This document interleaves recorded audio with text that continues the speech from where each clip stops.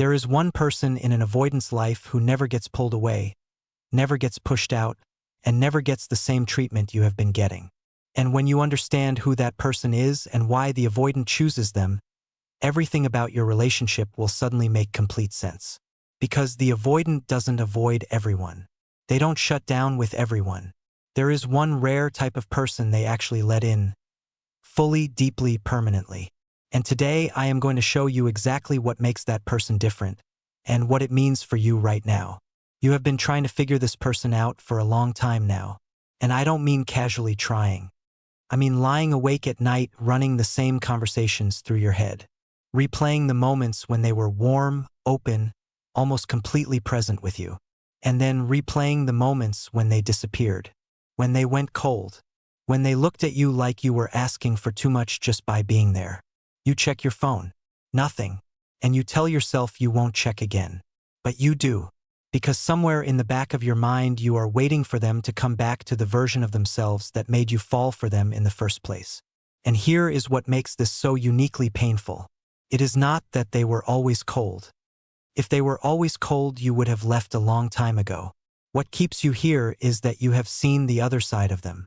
You have seen the softness, the moments where they let their guard down and looked at you like you were the only person in the room. Those moments felt so real, so rare. And that is exactly why this hurts as much as it does. You start to wonder if you imagined it. You start to wonder if you did something wrong. You go back through every conversation trying to find the exact moment things shifted. Was it something you said? Something you needed? Did you get too close too fast? Did you not give them enough space? The questions loop endlessly and none of them give you a clear answer. Slow, natural nod. And the worst part is that you can see how capable they are of connection. You have felt it, which means the distance they keep from you doesn't feel like a personality trait. Feels like a choice. Feels like a verdict about your worth. And that is the part that quietly breaks you down every single day. You might have even watched them be warm with other people, easy and light in situations where they are distant and shut down with you. And you think to yourself, why is it so easy for them with everyone else and so complicated with me? What do those people have that I don't?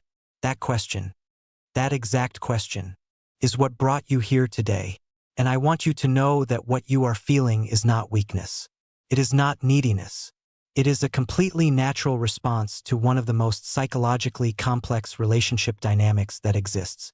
You are not confused because you are broken. You are confused because avoidant attachment was specifically designed to be confusing, even to the people living inside it. Stay with me, because what I am about to share with you today is going to change the way you see all of this completely. Credibility and intro, 2 to 4 o'clock. Lean forward slightly, calm and grounded. Let me tell you something that most content about avoidant attachment gets completely wrong. Most of what you will find online treats avoidance like puzzles to be solved. Like there is some secret combination of words or behaviors that will unlock them and make them finally choose you. And I understand why that framing is so appealing. Because when you are in pain, you want a solution. You want a formula. You want someone to just tell you what to do. But here is the truth. Avoidant attachment is not a puzzle. It is a survival system. And until you understand it at the level of why it exists in the first place, you will keep misreading every signal they send you. In 1969, a British psychiatrist named John Bowlby developed what we now call attachment theory. His research showed that the way we connect with our earliest caregivers literally shapes the neural pathways in our brain. It shapes how we process intimacy, how we respond to emotional closeness, and how we behave when someone tries to get genuinely close to us. This was not a theory built on opinion. It was built on decades of direct observation of human behavior from infancy through adulthood. Then, in the 1980s, researcher Mary Ainsworth expanded that work and identified what she called the avoidant attachment style. She found that children who learned their emotional needs would not be consistently met developed a very specific coping strategy. They learned to suppress their need for closeness, not because they didn't feel it, but because expressing it had never been safe. So they adapted. They became self-sufficient on the surface, independent, emotionally contained, and that adaptation followed them all the way into their adult relationships. Now here is where it gets important for your situation specifically. I have spent years working with people navigating exactly what you are going through. And I have also lived a version of this myself. I was in a relationship with someone who ran every time things got real. And I spent a long time trying to be the right person, saying the right things, giving the right amount of space, waiting for them to finally feel safe enough to stay. What I eventually learned, through both personal experience and deep study of the research, is that avoidants do not bond with everyone the same way. In fact, most of their relationships follow a very predictable pattern of push and pull, hot and cold, closeness and retreat. But there is one exception to that pattern. There is one type of person that a deeply avoidant individual will actually form a lasting, committed, genuine bond with. Not a temporary connection, a lifelong one. And today I am going to walk you through exactly what makes that person different, what psychological qualities they carry, how the avoidant responds to them differently, and most importantly, what all of this means for where you stand right now. There are 6 things I want to cover with you today, and I need you to stay with me through all of them because each one builds on the last. By the time we reach the end, you are going to see your entire situation through a completely different lens. The first thing you need to understand is this. The avoidant's entire defensive system is built around one core fear. And that fear is not commitment. It is not love. It is not even closeness in the way most people think. The deepest fear driving an avoidant person is the fear of being emotionally overwhelmed and having no way out. That is the engine running underneath everything you have been experiencing with them. Now let me explain the psychology behind this because it matters enormously. When a child grows up in an environment where their emotional expression was met with dismissal, irritation, or emotional unavailability from a caregiver, their nervous system learns something very specific. It learns that emotions are dangerous, that needing someone is a liability, that vulnerability leads to pain. So the brain does what brains are brilliantly designed to do. It builds a wall, not out of cruelty, out of pure self-protection. By the time the child becomes an adult, they have an automatic internal alarm system. The moment a relationship starts to demand emotional depth, the alarm goes off. And their instinct, the one wired deep into their nervous system, is to create distance, to pull back, to find an exit, not because they don't care, but because closeness literally feels like a threat to their sense of safety and autonomy. Now here is the real-life version of this. Imagine someone we will call Daniel. Daniel has been seeing someone for 3 months. Things are going well. There is genuine chemistry. But one evening his partner sits down and says, "I need to talk about where this is going. I need to know you are serious about this."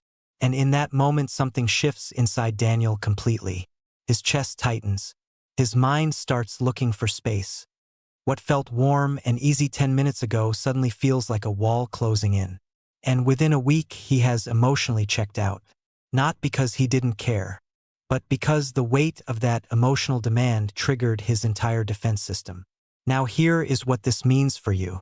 The rare person who actually reaches an avoidant long-term never creates that feeling of emotional entrapment. They do not do this by suppressing their own needs or by pretending they want less than they do. That is a crucial distinction. They do it because they have a genuine sense of self that exists completely independently of the relationship. They are not waiting for the avoidant to complete them. They bring their own wholeness into the connection. And that means the avoidant's nervous system never reads them as a threat. It reads them as safe. And safety, genuine felt safety, is the only doorway into an avoidant's real emotional world. This does not mean you need to need them less. It means you need to know yourself more. And there is a profound difference between those two things. This next point is one that most people completely overlook. And when you understand it, you will see your own behavior in this relationship with total clarity. Not as a judgment, but as an explanation for why things have unfolded the way they have. There is a fundamental difference between chasing someone and choosing someone. And to the avoidant's nervous system, those two things feel completely opposite. One triggers their defense system, the other disarms it entirely. Here is the psychology behind it. Avoidants developed their attachment style in an environment where love felt conditional and inconsistent. where connection came and went without explanation. That early experience created something researchers call a hyperactive threat detection system around intimacy, meaning their brain is constantly scanning relationships for signs of engulfment, loss of autonomy, or emotional demand. And when the brain detects those signals, it does not pause and think rationally. It reacts immediately and automatically. Now, chasing behavior, even when it comes from a place of genuine love, activates exactly those signals. When you text twice without a response and then send a third message just to check in, the avoidance nervous system registers that as pressure. When you bring up the relationship repeatedly trying to get clarity, their internal alarm reads that as demand. When your mood visibly shifts based on how they are treating you that day, they experience that as emotional weight being placed on them. And every single one of those experiences pushes them further into their withdrawal pattern. Let me give you a real scenario so you can feel exactly what I mean. Imagine someone named Sarah. She has been involved with an avoidant man for 7 months. The connection between them is real and she knows it. But every time she feels him pulling away, she reaches toward him. She sends a thoughtful message. She suggests they spend more time together. She asks where his head is at. Each of these things comes from love. Genuine, sincere love. But from his nervous system's perspective, each one of these moments feels like the walls getting closer. So he pulls back further. And Sarah reaches further toward him. And the cycle intensifies until he eventually creates so much distance that the relationship collapses under the weight of it. Now contrast that with choosing. Choosing looks completely different. Choosing means you show up fully when you are together and you also have a full life when you are apart. It means you express what you want clearly and calmly once, not repeatedly. It means your sense of self does not shrink or expand based on their emotional temperature that day. The rare person who bonds with an avoidant for life operates from that energy. Not because they are playing games or being strategic, but because they are genuinely anchored in themselves. Slow, natural nod. And here is what this means for you right now. If you have been in pursuit mode, even gentle, loving pursuit mode, their nervous system has been reading that as a reason to retreat. This is not a reflection of your worth. It is a reflection of their wiring. And the moment you genuinely shift from chasing to choosing, something inside the dynamic begins to change. Not overnight, but it begins. And I need you to stay with me here because this next part builds directly on what we just covered and it goes even deeper. This one is perhaps the most important thing I will tell you today. And I say that because it is the pattern I see most consistently in the people who come to me completely exhausted and heartbroken after years of trying everything they could think of. They did not fail because they loved too little. They struggled because they loved in a very specific way that the avoidance psychology simply cannot receive. Let me explain what I mean. When you are an empathetic, emotionally sensitive person, which you almost certainly are if you are watching this, you naturally respond to someone's pain by wanting to help heal it. You see the avoidance walls and your instinct is to gently take them down. You see their emotional distance and you want to build a bridge across it. You notice their guardedness and you make yourself softer, more patient, more understanding, hoping that your warmth will eventually melt through their defenses. That instinct comes from a beautiful place. It is one of the most loving things a human being can do. But here is what the psychology tells us. For an avoidant person, that dynamic, where someone is consistently trying to emotionally rescue or open them, actually reinforces their defensive system rather than dissolving it. This is backed by research on what psychologists call the regulatory mismatch between anxious and avoidant attachment styles. When an anxious or empathetic partner moves toward the avoidant with emotional intensity, even healing intensity, the avoidance nervous system experiences it as precisely the kind of emotional demand it was built to escape from. Let me put a real face on this for you. Think about someone named Maya. Maya is warm, deeply intuitive, and genuinely caring. She has been with an avoidant partner for 2 years. She reads everything she can about his attachment style. She learns his triggers. She adjusts her behavior carefully to avoid pushing him away. She checks in softly rather than directly.